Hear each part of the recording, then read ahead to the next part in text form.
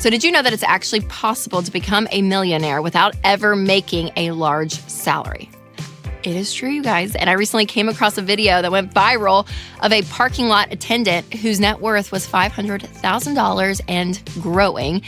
And he was just working an hourly job with pretty much an average salary. So it's very hopeful out there, and we're going to dive in and talk about this subject because I really do believe that anyone can build wealth over time, become a millionaire with the decisions they make with their money right now. And to prove it, we're going to look at some incredible stories from the Ramsey Show callers that have called in to talk about this very thing.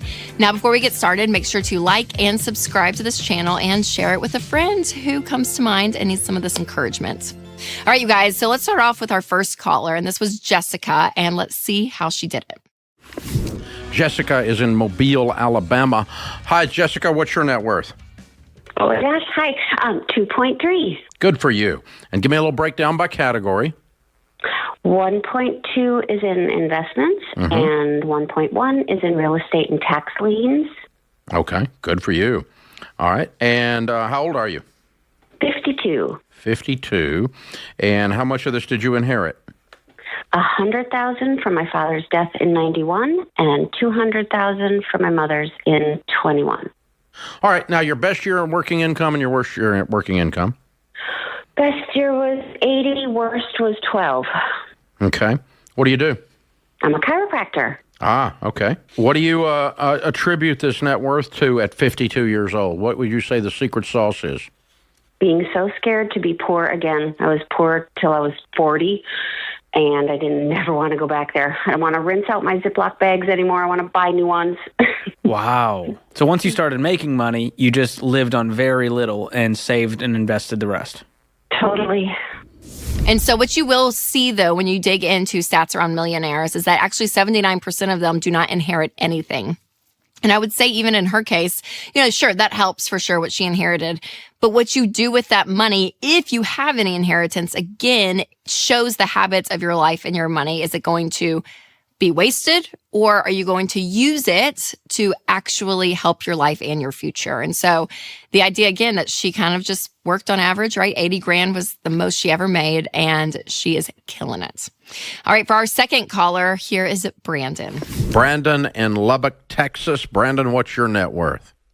1.2 million. Cool. Give me a little breakdown by category on that, Brandon.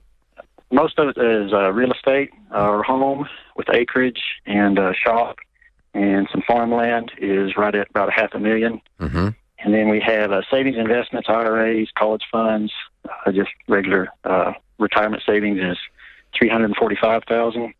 And then I have farm equipment and truck that I conservatively estimates worth about $200,000 if you were to sell it all today. Gotcha. And then the rest of it is just cash in the money market at the bank at $170,000. Cool. How old are you? I'm 44. Good for you.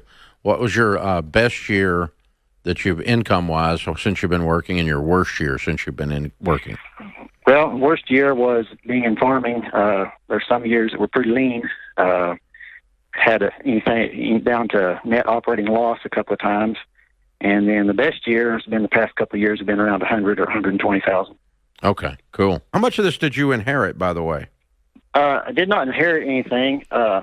My grandfather did let me use his older equipment when I started, and he basically, over time, gifted that to me, but it was older and not worth a lot, but it did help immensely getting started. Yeah. But yes, best way to do it. Just start slow, be real careful with expenses, be careful with lifestyle creep. It's easy to have a good year, a couple of good years, you start increasing your lifestyle, and then you have a drought or failures and so forth, and then it's really hard. It's pretty easy in your world to have a combine that costs more than your house. That's absolutely right. Yeah. He did not have any inheritance, but he really avoided lifestyle creep. And I think that is one thing that is so easy to do is as your income grows, you take that margin and use it for yourself, right? And that's not a bad thing, but I think being intentional that it doesn't just all go to spending and going to things that go down in value, but use some of that and say, yeah, I'm going to give a little bit more, save a little bit more, and enjoy some of it. But again, it's not this like, hey, I'm going to make this much more, so that means I'm going to spend that much more. So that lifestyle creep is real, and he did a great job kind of taming that and using his money well, and he's killing it too. So great. But before we talk about what's most surprising about these calls, I do want to tell you about one of our sponsors, Delete Me.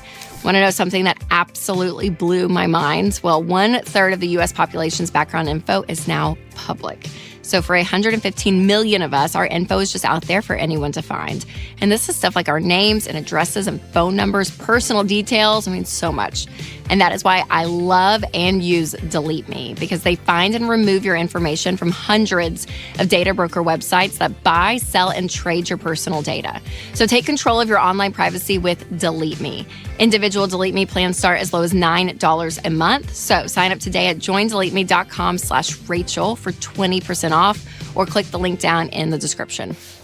All right, so there was one similarity between these two callers that really stood out, because did you notice that they had, I would say, pretty like average careers, if you will? I mean, a chiropractor and a farmer, and they didn't earn crazy high salaries either. So believe it or not, average careers are actually common among millionaires. In the largest study of millionaires ever, data revealed that the top 5 careers for millionaires were engineer, accountant, teacher, manager, and attorney. So when you look at this again, it's not like these flashy big careers. I mean, attorney is kind of nice. We'll be honest with that. But in general, you guys, I mean, you look to see, okay, the habits of the person with the money they make is everything. So you don't have to make a crazy big salary, or be like a venture capitalist, or it's like something just like wild. So again, investing over time consistently is what it is all about. And if you're not currently investing, maybe you're hearing about this for the first time, this is a subject when it comes to your money that is so key about building wealth. So once you are debt-free, everything but your mortgage, and have a fully funded emergency fund of 3 to 6 months of expenses, then you want to start investing 15% of your income into retirement. So when you are investing your money, what's happening is compound interest. So when you put money in the markets, what it makes that year, the return that it makes, it's anywhere from like 8 to 12%, depending on the year, but let's say 10%, you make 10% of your money. And then if you never even add another dollar to that investment, then the next year you make 10% on not just what you put in, but also with the 10% growth you had the year before. So it just ends up compounding over time, which is phenomenal. And if you consistently keep putting money towards all of that, your money continues to grow. And it is one of the best ways to build wealth long term. But it does take some discipline, and you have to have the margin in order to invest, because a lot of people are like, oh my gosh, I don't have enough money with my income to cover my basic needs. So getting yourself in a financial position where you don't have debt and all those payments are freed up, you have a great cushion of savings in the bank. And then from there, you're really in a great spot to start investing. And we have a great tool called the investment calculator that you can check out. I'll put a link down below, but you're able to put in some numbers and actually see this in real time. Okay, so if you take the national average salary, it's kind of in the mid, 60,000s, if you will, and you invest 15% of that every single year from age 35 to age 65 with compound interest, you're going to have around $1.8 million in retirement. And during that time, you really only contributed 16% of that, so $290,000 of your own money. Everything else is compound interest. That is the beautiful thing about it. And if you think that's amazing, what if you started even sooner? So let's say you started at 22 years old and you invested the same 15% of that $65,000 salary just 13 years earlier, you would have $6.9 million at retirement. You guys, that's over $5 million of an increase in the example before. So that is the power of starting early.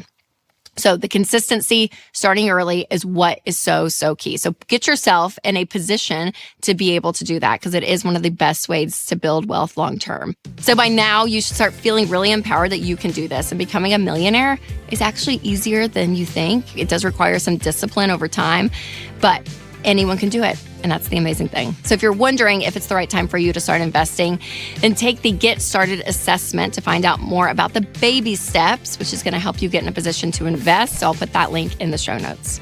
All right, you guys, remember to take control of your money and create a life you love.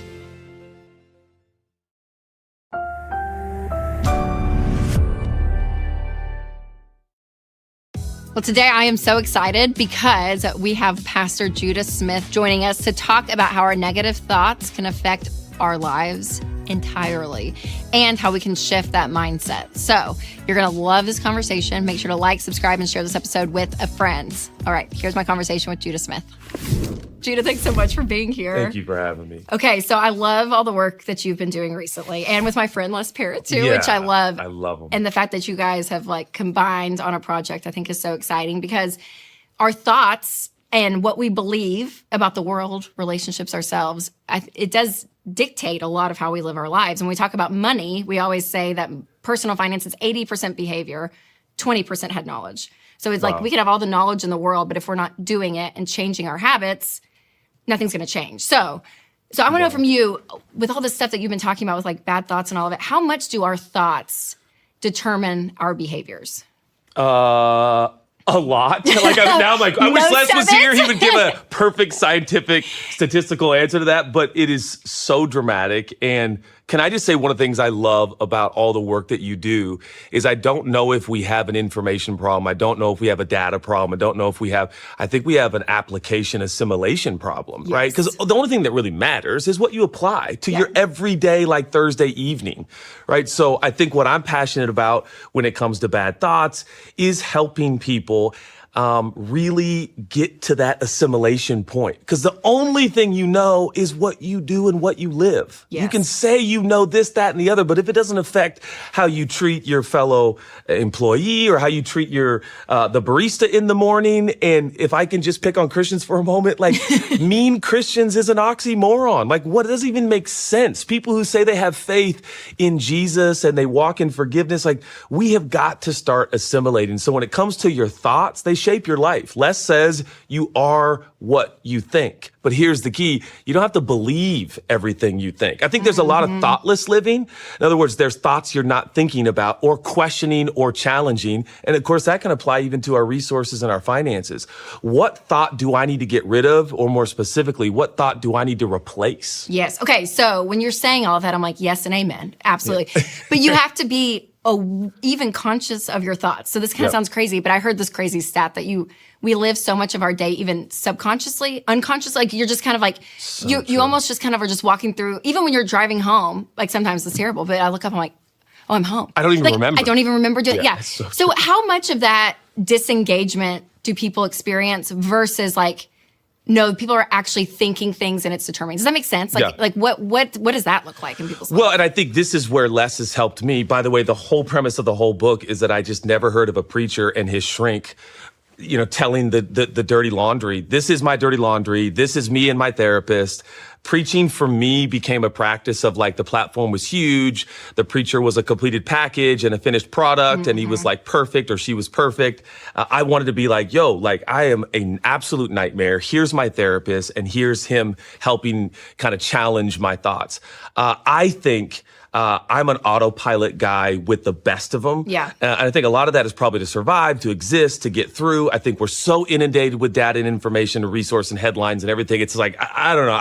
I got to zone out and I got to turn off. But what we're discovering and what Les discovered is that even when you're on autopilot, there's a premise, there's a thought, there's an idea that is guiding you. It could be, I just need to escape. Okay, wait a minute. That thought, you just need to escape. What do you need to escape? Yes. What in your life do you need to escape?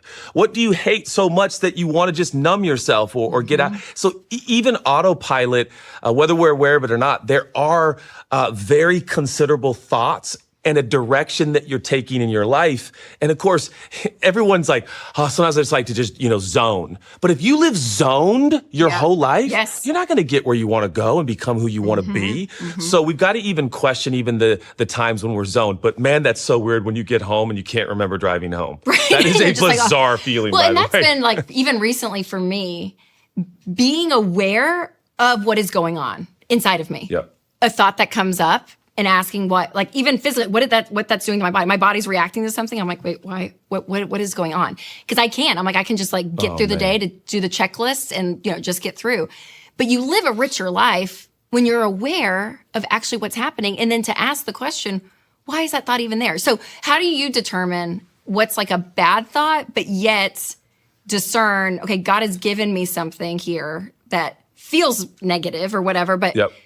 but actually, where do I lean into that? Does that make sense? Like, what's the thoughts that we need to throw out, the shame talk, or, maybe that's it? Or is there any construction that we could use these thoughts for our lives to be better? And I think, to be honest, you answered the whole reason this book was my idea. Don't let Les tell you different. It was my idea. Judah I was like, wanted this Les, book. we need to write. I wanted the title to be A Preacher and a Shrink, but that's okay. Bad thoughts is a little negative for me because I like to be positive, but the bad thoughts is to get rid of them. That is kind of why I wrote this book, because I felt like there was a stigma, particularly in my tradition, amongst preachers and church life. It's like a psychiatrist, a psychologist, a They, like, hate the therapist, science, right? That was like, they hate it. I know. you hate God because you have a therapist. yes, well, that's do I right. hate God because I brush my teeth and put on deodorant? Yes. I trust God with my BO. So I think there's some practical things which I so much love about your work and your dad's work. It's like, hey, there are some things that God wants you to do, and enjoy the partnership with God in doing. This book is me saying, okay, here's how I think you can distinguish. And I actually think there are some thoughts, even in the history of the church tradition, that we've just kind of allowed that need to be challenged and need to be questioned. For instance, this do good to get good that exists so much in our church tradition, which is like God is like a football coach. And if you block well and you pass well and you score, he's going to love you. He's like your football coach. Good news. God's not a high school football coach. Yep. He's not a football coach at all. He's a loving father who loves you unconditionally, and you can take your last guilt trip, which is one of the chapters. And so there's a lot that behind this book, my passion is to go, here are the 5 most toxic thoughts people, and by the way, we call them talk in the book because your thoughts work like a self-talk. Yes, it's like you're talking to yourself. 100%. But how many times we tell ourselves like, I'm a failure, God doesn't love me. This morning, I got up in my bathtub and had to remind myself again that God loves me because of who I am, not because of what I do in my performance. Yep. And that is me trying to live out, not living by bad thoughts or thoughtless thoughts, but the thoughts that God thinks about me. So essentially what I'm saying is it's trying to get kind of normal, natural, mundane thoughts and replace them with the thoughts that God thinks about you, which I think that gives you the potential to be the best version of you. It's so good. And you know what it does? It gives you permission to be like, hey, you had this thought and you're not wrong for having the thought, but what we do with the thought, because I do think in some Christian circles or what I feel like I've heard, they're like, if you think that, you're saying you have less faith than that. Yeah. And you're just like, oh my God, you're human. So the humanity of what you're saying, I think is so helpful for people, because if you put a faith package around it, it does make you feel like, oh my gosh, I shouldn't be thinking this or that or that. Yeah. And you're like, actually be curious about what you're thinking about. And there probably are some things. Yeah, get that out of here. That's not good for you or anyone. But it brings the humanity to it, which I think is really important. Really important. So within Christianity, let's just go American. Okay. Let's go Western. Let's go. What are we getting wrong that you see today of like American Christian? We were just joking about being in the South, right? Yeah. And everyone's a Baptist. It's like everyone's just a Christian. And it's amazing out here. It is. But for real, like what do you, when you look at this and you're like, okay, we're in 2025 now, and maybe someone's curious about their spiritual walk. Yep. Maybe people are deep in it and they're doing Bible study every week and all the things. But when you look around as a pastor, you're like, oh man, we missed it. That's not a great thing that we're in. We gotta remove that because it's so 20with so American. And it's probably a list for you. I'm sure you've seen a lot. Oh, wow. But a couple of things that you see, and maybe in it, with the book. I'll first share like what I think my biggest hang up is. Again, my premise in this book is like, what if a preacher told on himself with his therapist? Wouldn't that be refreshing? Yes. And so that's essentially what we're doing here, to try to let people know, guys, we're all nightmares. That's right. We're all super embarrassed about stuff we do and think and say. So like, let's all just level the playing field and get in a circle and just hug each other. I mean, this is ridiculous. Yes. And then I'll share what I think is kind of maybe the biggest challenge in general for all of us. But I have an obsession. I have an addiction, and it's a need to win and please people. And it's ironically what drove me into my life's work. I've been doing this for 30 plus years. Yeah. I love when the light bulb comes on like you. I love helping people. I love connecting with people. I love people feeling like after they meet me, like, dude, I can fly. Dude, that guy was awesome. That was so fun. That was amazing. Not knowing that I had developed thought patterns for many, many years. And what I was doing was oftentimes very selfish. It was very needy. And I was trying to fill a void. I was trying to please please people. I lost things like boundaries. Yeah. The people I loved the most suffered. Yeah. All in the name of, in my tradition, ministry and helping people and serving people. Less was a big strength to me in helping me say no to people. Realizing that a no to people oftentimes means a yes to the people I live with, the people I love, my wife, my kids. Yep. And so there was a real out of balance there. But I saw God, his plan for my life, kind of wrapped up into this idea that I've got to be available to everyone in all the the name time. of selflessness. Yes. Like it's a good, like, right? The motive, the heart, the original root of it was so Christian. I am going to be such a servant. Yeah, that's right. That's right. Yeah, It can be a little selfish and self-serving. Yeah, and so yeah. he helped me process through that. And then lastly, I would say I think all of us struggle with in general this idea of receiving. The unearned, unmerited love of God that is because of him, not because of us. And just sitting in that, absorbing that, accepting that no matter what you ever do or don't do, you are unequivocally, eternally loved. All right. Well, when you are working the Ramsey plan, it's so important that you trust who is keeping to handle your money, which is why I love Fairwinds. Fairwinds isn't a bank. They're a credit union, which means they don't treat you like another account number. And since they're owned by their members, every decision they make is about your financial freedom, not the bottom line. Fairwinds helps people save, stay out of debt, and build real wealth. Does that sound familiar? So whether you're just getting started building wealth or you've been working the baby steps for a while, Fairwinds can help you bank differently. Head to fairwinds.org/Ramsey to open up your smart checking and savings bundle today. In my line of work, seeing lifestyle, like all this access, it's like excess, it's a lot. And so I'm always like, man, we are so, and I'm like Enneagram 3 performer. I mean, I can dive into this like real deep. Like codependency, didn't think it was. Yeah. Thought I just was really great with people. I'm like, no, it's my therapist was like, that's called codependent. I was like, oh no. What? But in America's, like the applause comes from the success. The applause comes from performance. Yep. So when you do good, whether it's on, the internet or not, we are inherently trained to where's the applause coming from. And in America, it is. It's the success. It's the stuff you're winning, you're doing. And to break that completely in a spiritual way, to say like, that is not the God you serve, it almost feels impossible in America today. You know what I mean? Where I'm like, you look at other parts of the world and they embrace grief and tragedy and see it as, but like it's such a different paradigm. But here it is like, it is wild. It is wild how innate it is and how deep rooted it is for us. And so for something to be on a completely flip side spiritually, it's hard for people to get there. Even me, right? Yeah. It is. I mean, Eugene Peterson translates that one verse, learn the unforced rhythms of grace. And I think if anyone's watching and they're going, hey, I'm accomplishing a lot. I'm really effective. I'm nailing it. I'm not in debt. My finances are clicking. Everything's great. My question would be, when you're alone by yourself, do you feel content? Do you feel at peace? Do you feel at ease? And what I have found oftentimes in all of our passion to accomplishment is not inherently wrong. That's right. Money's not inherently wrong. It's what you do with it, right? It's like, it can be. That's right. But do we look in the mirror and do we like the pace of our life? Do we have peace in our life? Do we like the person we've become? And I think the unforced rhythms of grace, having the baseline of your life that you are unequivocally and unconditionally loved by God, it slows you down. You smell a few more roses. You look at the birds. You have more eye contact. You can listen to the people that you love. And before you know it, yes, you're a highly effective person, but you're also living in a sustained way. And you start to really enjoy who you are. And so I work with a lot of athletes and actors and artists that are super type A and they're super driven, which I love. Sure.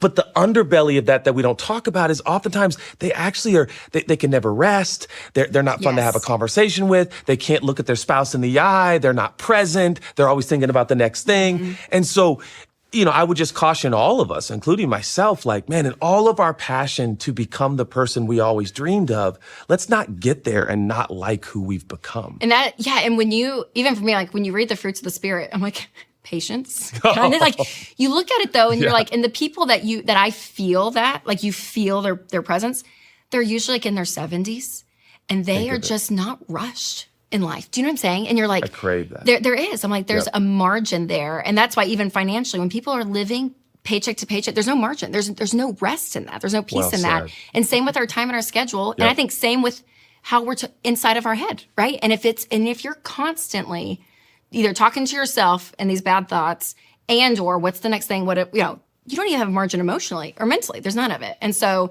Dr. John Deloney, he's a Ramsey personality, and he always says, solve for peace. The decisions you make in life, solve for peace, because it brings that rest to it. Another sponsor doing incredible work on your behalf is Christian Healthcare Ministries. More than 100 million Americans carry medical debt, which shows traditional coverage often leaves people to face big bills alone. So families need more than just coverage. They need community. And that's why I love Christian Healthcare Ministries. CHM is a budget-friendly, faith-based alternative to health insurance, and they've paid over $12 billion in medical bills. Now that is faith in action. With CHM, there are no networks, no insurance headaches, and programs start at just $98 a month. Y'all, CHM is where your faith and your finances agree. Go to chministries.org/budget to learn more today. All right, back to my conversation. So when people when they read the book and they're wanting to apply this stuff, Judah, what is the result relationally for people when they look and they say, okay, I'm going to start making choices, conscious choices of what's going on? Like, what are they going to see with the people around them?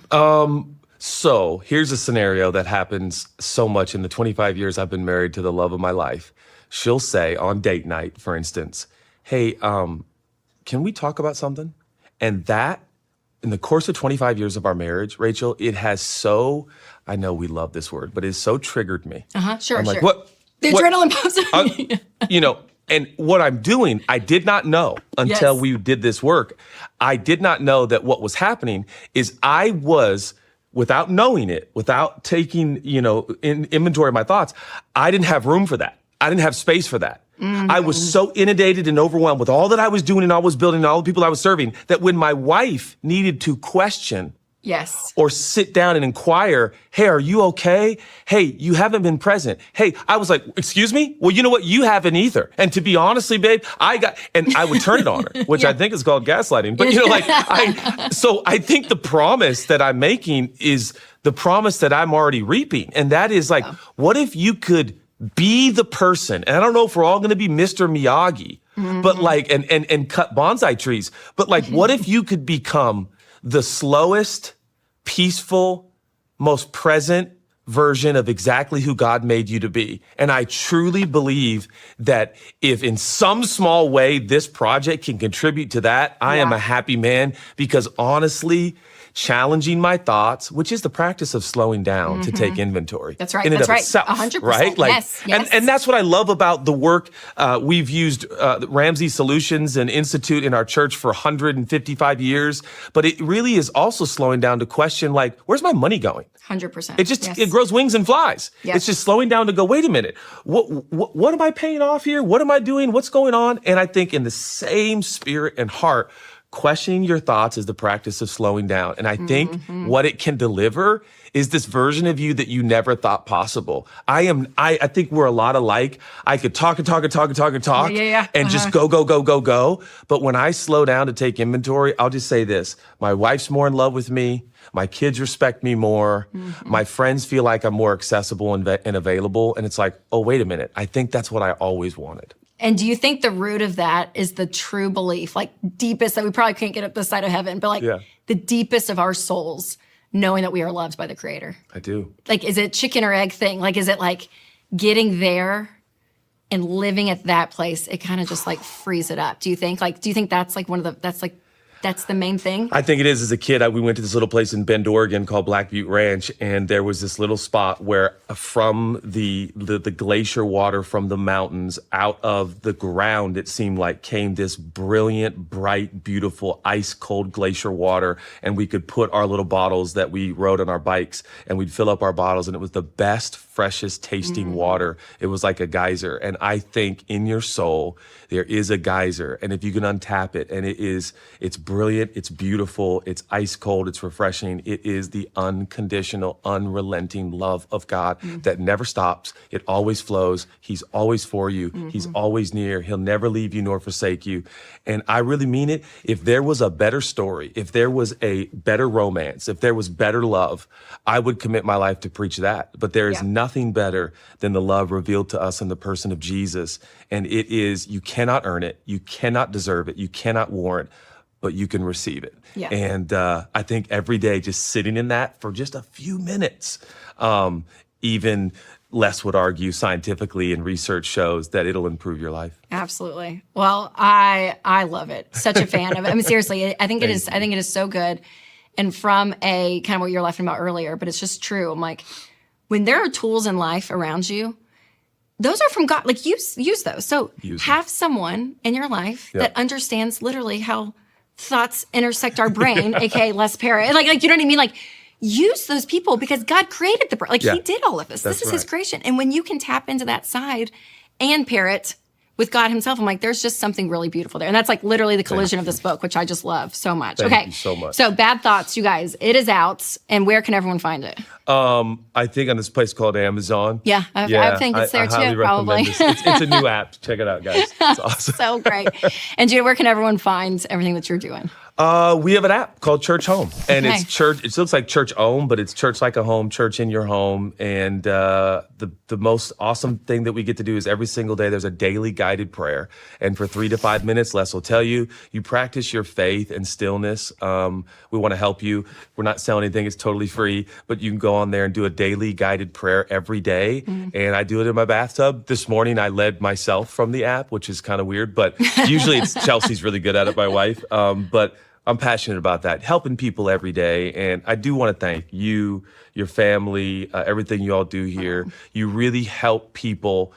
In my line of work, Sunday's great, but unless you're helping somebody's Monday morning, it really is just rhetoric and it's just going through the motions. And I'm very, very grateful to you and your family for making Monday morning matter and making Monday morning spiritual too, and making practical things important. So thank you for that, and thanks for having me. Yeah, thank you. That was so kind. Well, you guys make sure to check out Bad Thoughts. I'm a fan of both of the authors. In fact, they did one book together, like for real. So legit. So check it out. All right, I hope you guys loved that conversation, but if you enjoyed this episode, then you're going to love Why Less is Really More in Money, Faith, and Beyond. You can watch right here. It's coming up next, or I'll put a link down below if you're listening on podcasts. All right, you guys, remember to take control of your money and create a life you love.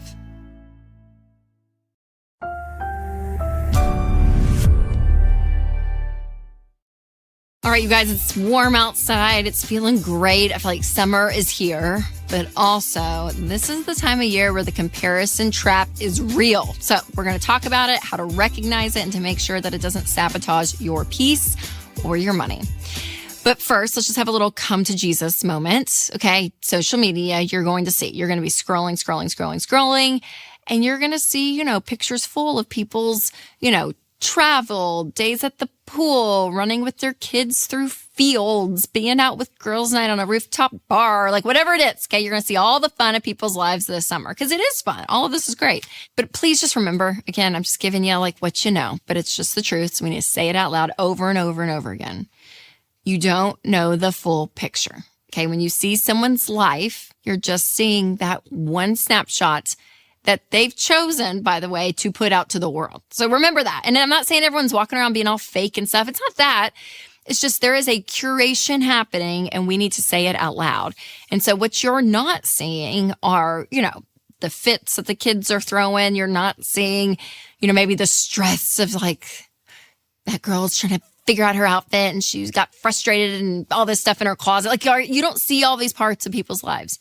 You're kind of just seeing that. Just the best, just this picture. So always give the person that you're seeing in that social post grace. Give yourself grace. And for me, one of the best ways to just practice contentment is to focus on what I am grateful for my life. It's so easy to live through someone else's life.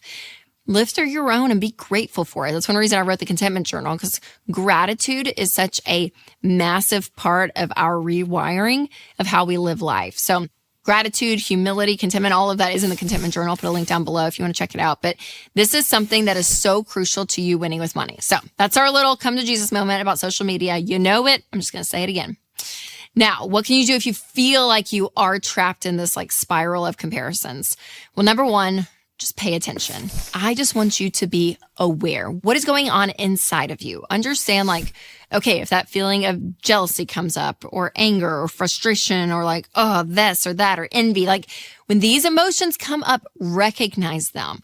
And I would say this too. Don't be like, oh, I shouldn't feel that. Go, go, go.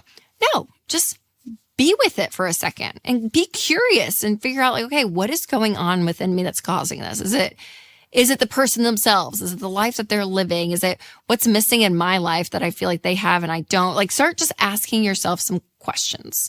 Then number two, start to pivot. And I want you to, be aware, be conscious of what's going on inside of you, but then realize we don't want to stay there for an ever and ever. Amen. Start to turn your eyes towards, again, that gratitude, like what we talked about, because we want you to like, again, not just numb away that feeling, but also we don't want to stay in it forever. So recognize, hey, I'm going to live a life of gratitude. And I'm going to say to myself and point out, this is what I'm grateful for my life today. Be present where you are. And then number three, just a little challenge. Remember who's watching you. Okay. You have people around you constantly, whether it's family, friends, a spouse, your kids, especially, and people are interacting with you and knowing what's going on. And so I think, especially on a friendship level, like have those people in your life that you can have these conversations with. That's great.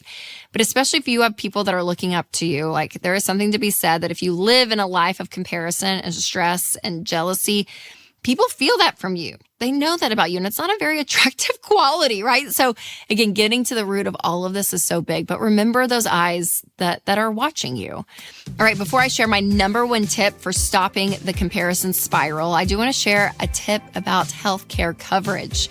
Christian Healthcare Ministries. Health insurance costs are only moving one way, and that way is not down. And wait times are longer. It's harder than ever to get anything approved. And if you feel like the system is working against you, try Christian Healthcare Ministries. It's a biblically based alternative to health insurance.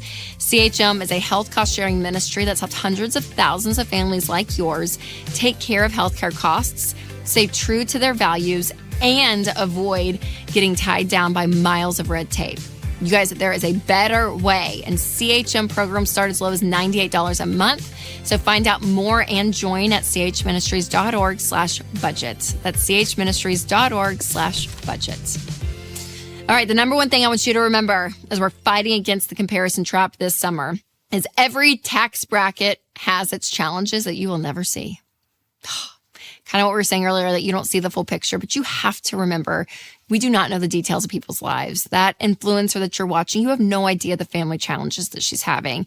That person that's like taking some exotic vacation, you have no idea the health issues that they may be struggling with. Your friends who it seems like their kids are always behaving. They're always like on their best behavior and they're just so great and all of it. You have no idea what's happening behind the scenes and the frustrated morning they had, right? Like, we're not seeing this. And so money does not fix it all, you guys. It does not fix it all. So sometimes we can glamorize certain people's lifestyles.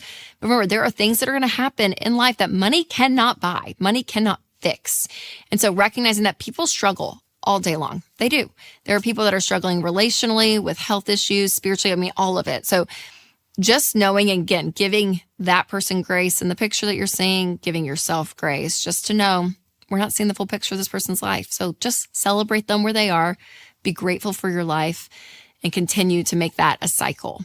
Now, we've talked about the tactical ways to kind of pivot those feelings, but to really understand the heart issue behind comparison, I want you to check out my video, The Real Reason Everyone Seems Wealthier Than You. You can click here, or if you're listening on podcast, click the link below. All right, you guys, remember to take control of your money and create a life you love.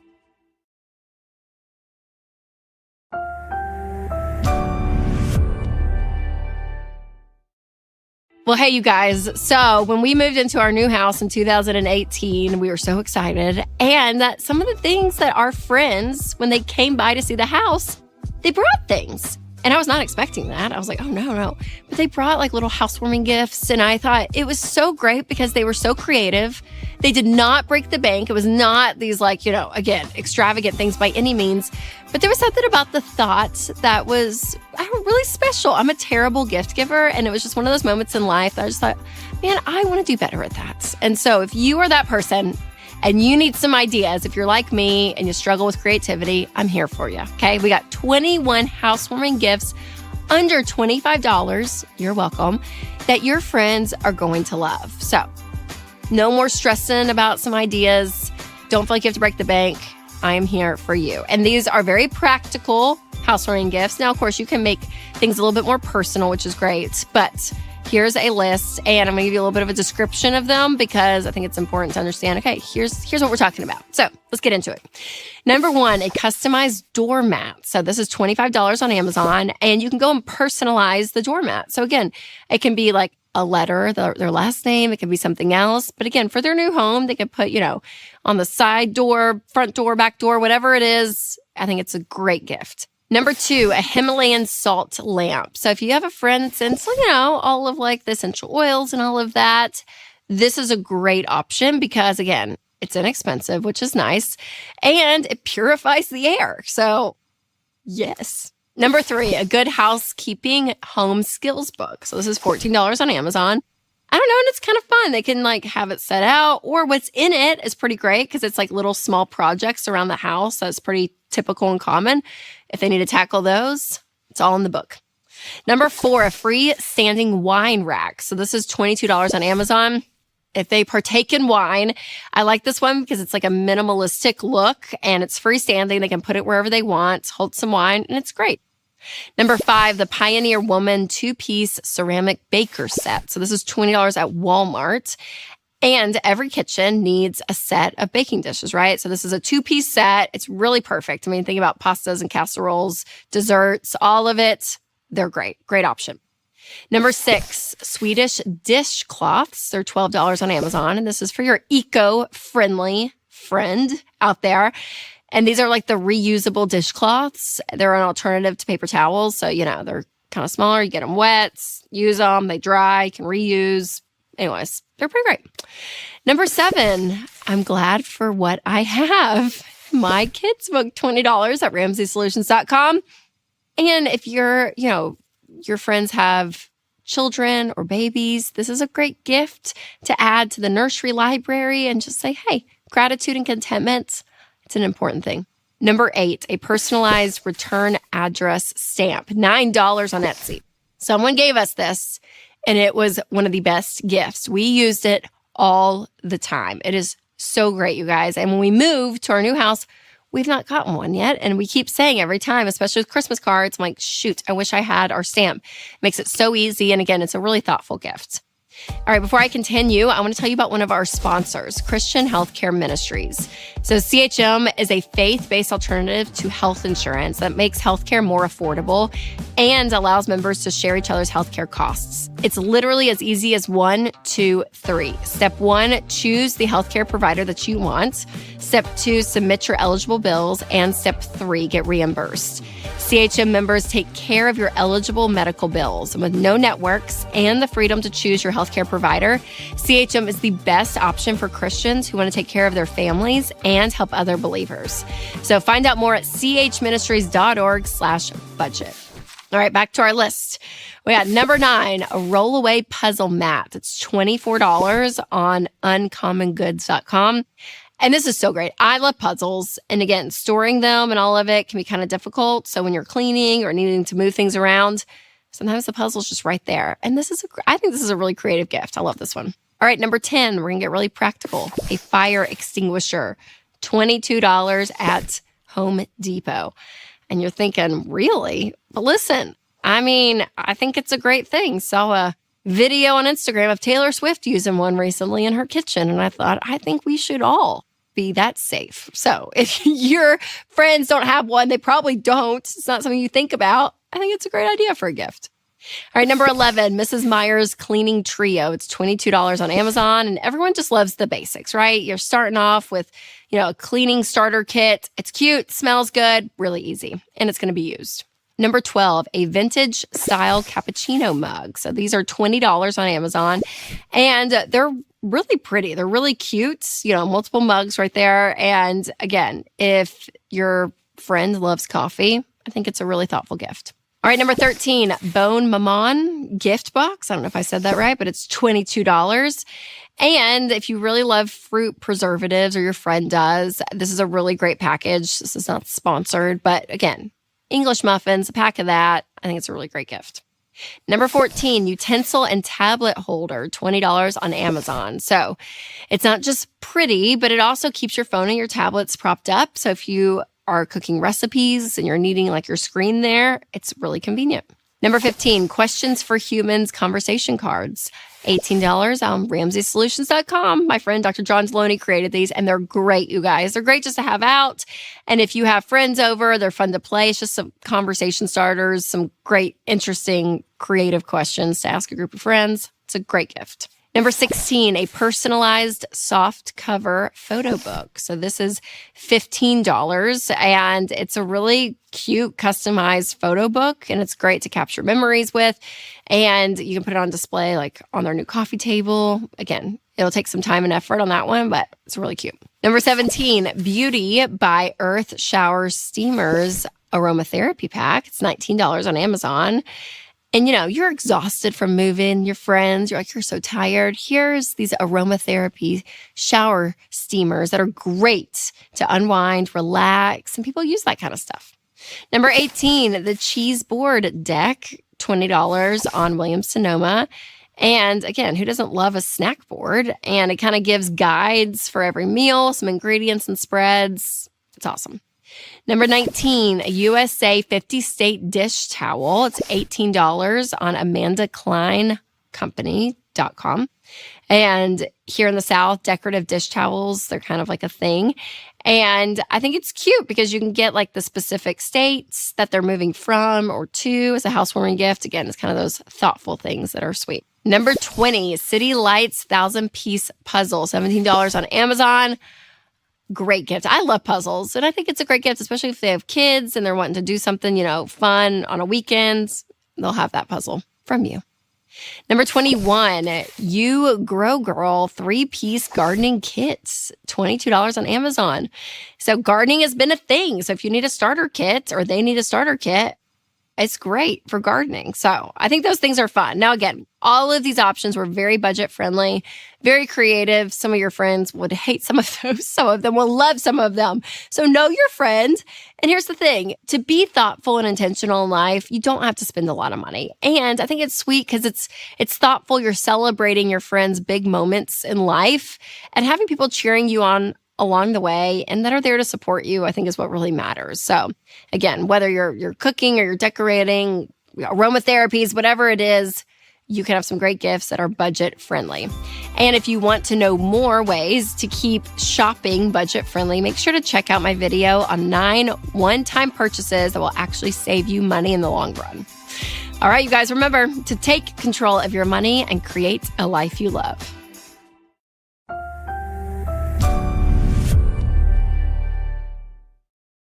Hey, listen, it can be tough to build wealth in 2025, but don't let that frustration put you out of the driver's seat and sitting in the passenger seat and just be like, whatever happens, happens. No, you can actually direct where you and your money go in the future. So if you want to know what I mean by all of this, keep watching, because today we're going to talk about 5 of the most toxic and unhelpful lies that people believe when it comes to their financial situation. So let me know in the comments which ones really hit home for you, and make sure to like, subscribe, and share this video with a friend. All right, lie number 1. You ready? Is my situation will never change. So sometimes if you are in a place in life where there doesn't feel like there's a lot of hope, and it's like, oh my gosh, like maybe it's a dead-end job you feel like you're in. Maybe you feel like financially you just haven't made any headwinds like in the last few years, and you're just like sitting there thinking, this is how my life is going to be. I just want to encourage you, over time, life is going to change, and in a good way, right? So you have the ability to make decisions in your life. And so things like a job, for instance, maybe you stay in a job for a while and you do great and you keep getting promoted and you keep getting raises and your income slowly does go up over time. And so maybe that's a beautiful thing. Or maybe you end up quitting the job that you're like, oh my gosh, I'm just so miserable here. And you go find something that you're actually really passionate about doing. Normally, you will earn more money doing that thing that you're excited about. And so there's something about the income that does move over time. So feel hope in that. And then also know in your life, people and situations are going to change, and especially the people in your life. And that is where so many opportunities open up in life. And so whether that is deep friendships, maybe that's a romantic relationship, like whatever it may be from work and on, there's something about having people in your life that are different from season to season. That's a really beautiful thing that brings you different kinds of encouragement, brings you different opportunities even in life. And so remember, things in life are constantly shifting. So whether it's the job you have, it's the economy, the people in your life, things are going to change. So your life is not stuck where you are today. It will evolve over time. Lie number 2, my family just isn't rich or good with money. Listen, in Ramsey's national study of millionaires conducted a few years ago, we found that 79% of millionaires are first generation wealthy. Can you believe that? Okay. 8 out of 10, which is incredible, which shows you the majority of people that are wealthy in America today did not inherit their money. They did it by making wise decisions. And again, when I'm talking about wealth, I'm meaning that you have the ability to have $1 million net worth. I would consider that like doing real good. That can include equity in your home, retirement funds, all of that. But there's margin, there's breathing room. Like there's something beautiful about that. And that happens over decisions that are made month after month, year after year, decade after decade. It does not happen overnight, and it's not flashy and exciting. But let me tell you, the stability that can come with this idea of being in control of your money is a beautiful one. And you have the ability to make that decision. So regardless of what your parents have done or not done, you have the ability to make different decisions with your money today. All right, lie number 3 is I can't reach that goal until I'm married or have a spouse's income. So this is a real thing because having 2 incomes in our world today mathematically advances you for sure, right? You're running a household. Now you have 2 people working. You get to work with 2 different incomes. Like you are going to probably build wealth faster. And studies do find married couples tend to build wealth faster. And that makes sense because there's 2 incomes usually coming in. We live in a world today where a 2-income household is very, very common. But what I want you to know is if you are single, if you don't have the 2 incomes, or even if you are married, but your spouse is at home and you just have that one, you still have the ability to build wealth. And there's really a beautiful thing, especially if you're single. You don't have someone else that could be like pulling you down, right? Like, I mean, we talk to a lot of people at Ramsey and their spouses are not on board. They're out spending and they're trying to like be wise with money. And like, it's just a hard thing to do catch up when both people are not on board. And so there's something about having this autonomy where I guess it's a good thing and a bad thing in a sense that like, it's all up to you. But that's the great thing is it's up to you, which is wonderful. Now, if you are married and you still have one income because one spouse is home, just know that it may take you a little bit longer, but that's a decision that you guys have made as a family. And that value system is what's going to bring a level of depth to your life because you're living out of your values, which is a really beautiful thing. So remember, whether you're single, just know, I know single people that are buying houses, they're paying off student loans, they're starting businesses, like they're doing incredible things. And so are people that are married that have one income. So don't just have this belief that we need 2 incomes to win. You don't. Money lie number 4 and 5 are some of the most important beliefs to untangle. But first, I have to tell you about a subscription service that completely untangled my personal info from creepy corners of the internet. You guys, you have to check out Delete Me, because if you do not remove your personal data from the internet, it's basically like a billboard out there with your name, your address, your email, even your kids' names are out there. And sketchy data broker websites will collect your data, then they sell it to other sketchy companies, and then you're at risk for scams and fraud, and it is not fun. So the good news is that Delete Me goes in and removes your data to help protect you from phishing, harassment, and other online threats. Winston and I, we use Delete Me, and it saves us so much time and worry. So you guys, your family's safety and financial security are way too important to leave exposed. So sign up for Delete Me and take control. Go to joindeleteme.com/Rachel for 20% off, bringing your monthly costs to under $9. So click the link in the description. All right, lie number 4 is I'm not good with money because of my money tendencies. So I hear this a lot, that people have like these tendencies of like, I'm a spender, so I'm always going to be spending. Or maybe I don't like doing a budget and I feel tied down and I don't want to do a budget. Or maybe on the other end, people are like, oh my gosh, my money tendencies. I mean, maybe I'm a saver and I end up hoarding money because I don't want to spend it. And I'm actually more miserable doing this than feeling the freedom of not having all of this. Like, right. So I hear people from every level of different money tendencies. And let me just tell you, your unique money tendencies, yes, they are you. Okay. There's something wired within you that is beautiful and wonderful and great. And I want you to lean in those because those are who you are. But also they cannot be an excuse for you to be irresponsible with money. Okay. I think about the Enneagram. It's like one of my favorite kind of personality, I don't even know what you call it, but basically diagnosis, usually what it feels like.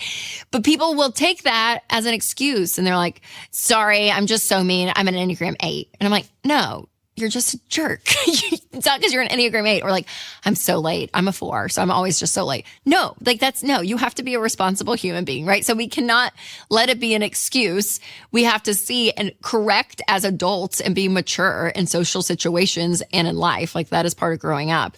But also remember that uniqueness within you has its strengths. So leaning on those is great. But this whole like, I'm going to just surrender to the fact that I can never be great with money because my personality just doesn't lean to it, then you really are going to be miserable your whole life, because I think that mindset creeps into other areas where it ends up being an excuse. And so there is a part of like, hey, let's all be a grown up because I'm a spender. I'm a free spirit. I get it. Totally get it.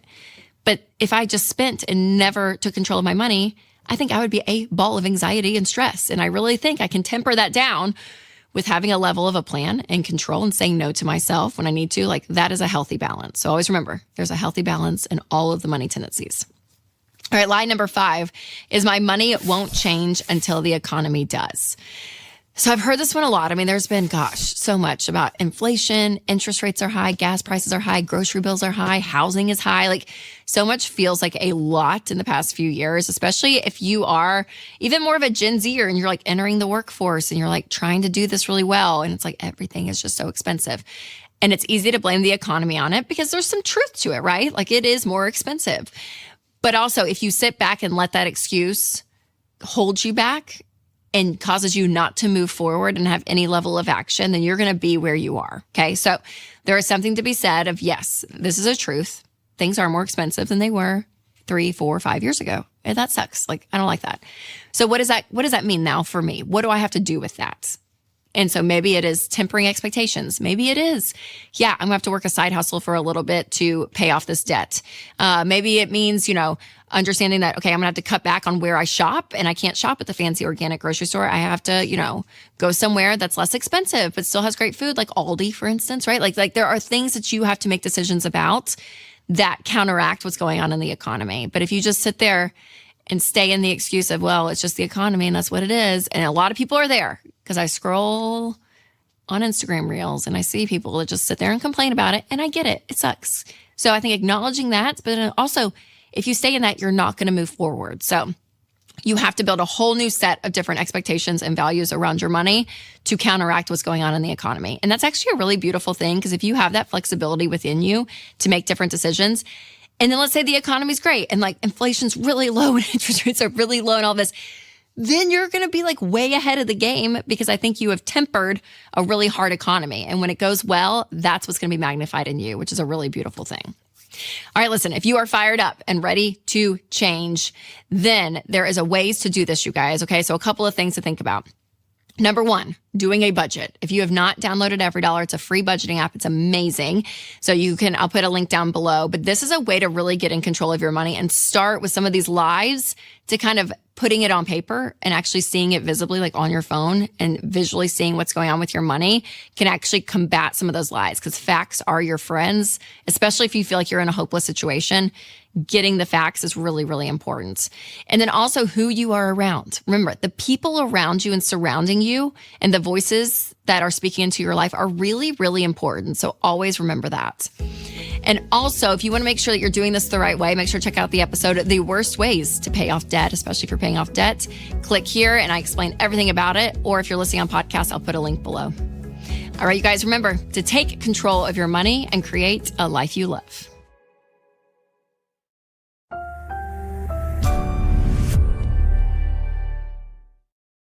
So the beginning of every year, Winston and I do something that we just labeled our dream date. So no, this is not like going to dinner in Italy, which would be a dream. This is where we literally go on a date and we dream about the future. And so we are kind of 6 months, I guess, into the year. And when I look back on that, I still see how important this is for us. And I know for so many couples, getting on the same page financially, having goals together, like working together, people want a framework. They're always asked the questions like, how do you do this? What does this look like? And so today we're going to kind of walk through what Winston and I do. I don't think there's a right or wrong on this. This is just kind of what we've adapted over the years. And I can tell you 6 months in how it's been going so far. So make sure to like, subscribe, and share this episode with a friend.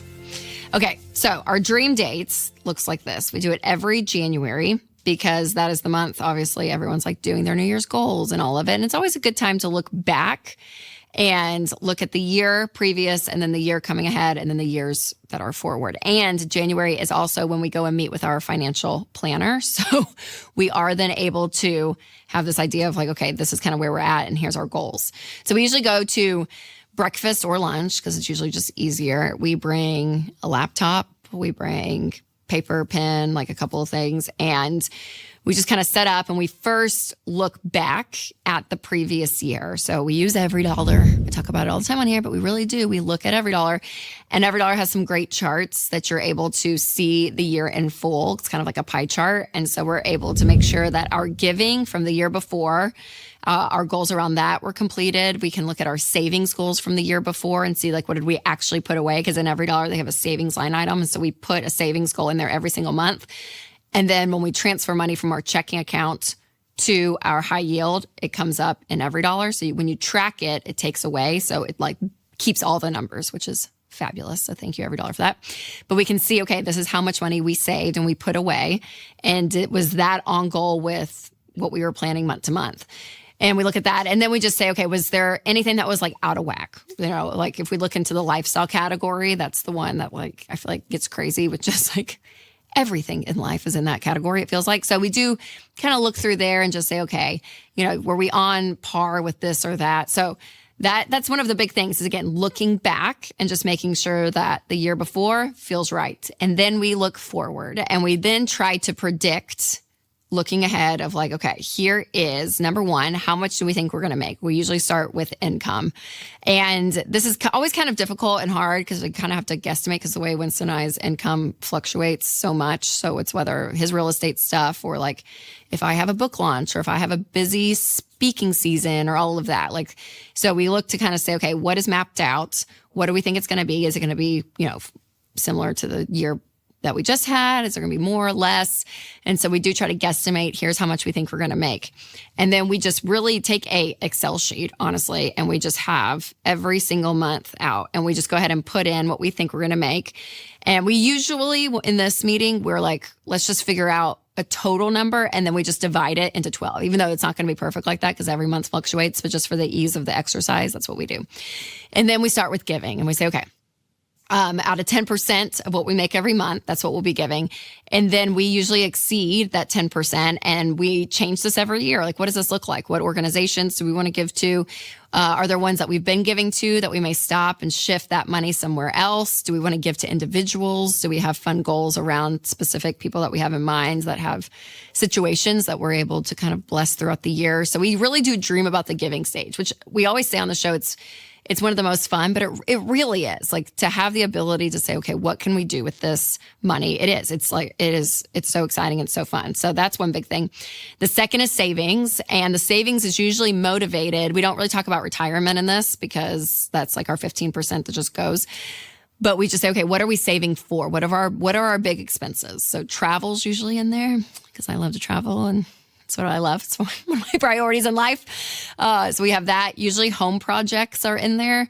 So like we built a pool this past year. And so even for 2025, they were finishing it out. So I think our last check that we had to write was March or April of this year. So we had to buff out and make sure, okay, do we have all of that as we finish out the last payment of the pool for that project to be done.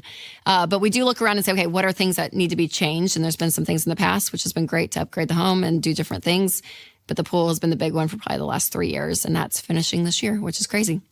Now, health insurance costs are only moving one way, and that way isn't down. The wait times are longer, and it's harder than ever to get anything approved. And if you feel like the system is working against you, make sure to try Christian Healthcare Ministries. It's a biblically based alternative to health insurance.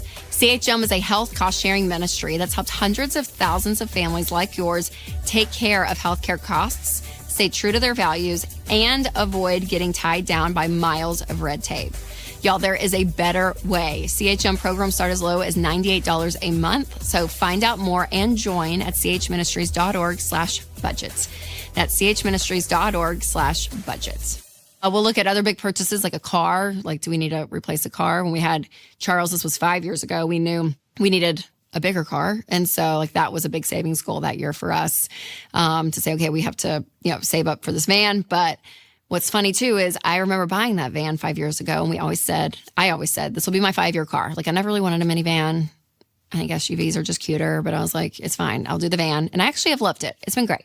But I always said it was my 5-year car. Like this is what we'll drive for 5 years. And when Charles goes to kindergarten, I will get a cool SUV. But for 5 years with babies and all the things, like we will just do the van. Well, ladies and gentlemen, we are here now. Yes, we are. He starts kindergarten. And does Winston want to stay for an SUV? No. And do I? No, I don't. We're keeping the van. So maybe saving up for a cool SUV will come in the next 2 or 3 calendar years. But I really can't. I can't stomach an ice car because my kids, God love them, are disgusting. And so I can't imagine having a brand new SUV. So that's the truth of it all. And then we look and say, okay, here's our big expenses. And then we just kind of plan out, like, when are these trips? Is it spring break, fall break, or we do something like, I don't know, what are we doing travel-wise? When are the things with the pool happening? Anything else? And then Winston also, like, we're saving up too because he's flipping houses. So there's like a level of cash that we constantly want to have when that happens. So like, do we have that earmarked every month? So we just take an Excel sheet and kind of like map out calendar. Here's where everything's going, trips and all the things, goals for him, when he wants to buy something and when he thinks he'll sell it. And then we just make sure that our savings is lining up with all of it. So it sounds a little bit more complicated than it is. We've been doing this for a couple of years, but again, it's just kind of mapping out high level where we're going. Now, if you do want to have like really high investing goals, which is a great thing to have, and you should, make sure to check out SmartVestor Pros because they can help you when it comes to long-term savings like investing. Okay, so I'll update you on how we're doing, but this is kind of the mid-year check-in. So Winston and I usually this time of year are like looking back at what we did in January. And we're like, okay, is everything shaping up from income, giving, savings goals, like all the things, like is it all kind of happening? And so put it into your schedule. Like if this is something you want to start, make sure you do start. And it can be any time, right? You can do this in any month. It's the plans. Usually calendar years are easier, but whatever you want. And then also make sure that you are doing a mid check-in because this is also important to make sure you are on track. So we finished up the pool and the last check was due, I think it was the end of March, early April. So we did that. We're still saving throughout the year for these house flips that Winston's doing. And yeah, I mean, that's kind of where we're at right now, which is the middle of the year, which is crazy. And then honestly, after this, come 2026, like we're already kind of starting to think through some things. If it's not a new car, I don't really know if we have like a big goal that we're shooting for. And I'm going to be honest with y'all, like we're all about goal setting and I get it. Love a goal. It's fine. It's great. You should have it. But also, if you have goals constantly and you're always doing something, sometimes you're just tired. Like mentally, you just kind of be like, hey, I just kind of want to be content for a little bit. And that's a little bit where we're starting to be, where we're like, I feel like we've done a lot. And there is kind of just this part, like everything else is still, happening, retirement savings and all of that. Like we're still being responsible with the things that we need to. But also if you don't have like this massive lofty goal every single year, like that's okay too. So just know that's kind of what's stirring in us. It's just like a year of enjoyment and contentment. Now, obviously, the key to all of this is having a place to plan your spending. And I mentioned every dollar before, but this is so good because it's month to month, you guys. It really gets into the details and the transactions of your life every single day, which is so helpful. But also, it's the big picture, which I love. Now, your income is your most powerful wealth building tool. And if you have multiple incomes, then you might be missing out on opportunities to maximize that. So check out 5 ways to maximize your money in a dual income household. I'll put a link down below if you're listening on podcast or click the link here. All right, you guys, remember to take control of your money and create a life you love.